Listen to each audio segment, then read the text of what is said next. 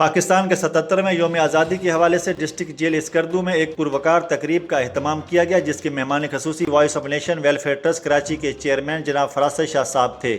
اس موقع پر پرچم کشائی کی تقریب بھی منعقد کی گئی، جس میں جیل انتظامیہ کے چاق و چوبند دستے نے سلامی پیش کی۔ بعد ازاں ڈپٹی سپرنٹینڈنٹ جیل اسکردو وزیر ظاہر حیدر نے معزز مہمانوں کو جیل آمد پر خوش آمدید کہا۔ اس موقع پر معزز مہمانوں نے جیل اعضا کا تفصیلی دورہ کیا اور ڈیوٹی پر مامور سیکیورٹی اسٹاف اور اسیران میں مٹھائی تقسیم کی۔ معزز مہمانوں نے جیل اعضا کی تمام رہائشی بیرکس، کچن اور ووکیشنل سینٹر کا بھی دورہ کیا۔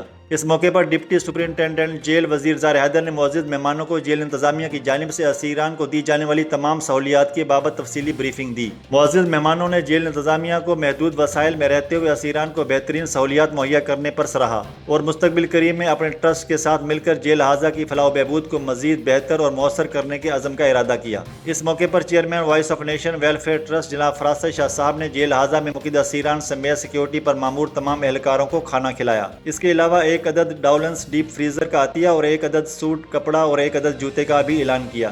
اس موقع پر اسیران جیل اعضا نے معزز مہمانوں کا شکریہ ادا کرتے ہوئے ان کے لیے دعاؤں اور نیک تمناؤں کا اظہار کیا۔ وائس آف نیشن کی ویڈیوز دیکھنے کے لیے ہمارا چینل سبسکرائب کیجیے اور بیل کے آئیکن پر کلک کیجیے تاکہ آپ ہماری تمام آنے والی ویڈیوز سے باخبر رہ سکیں۔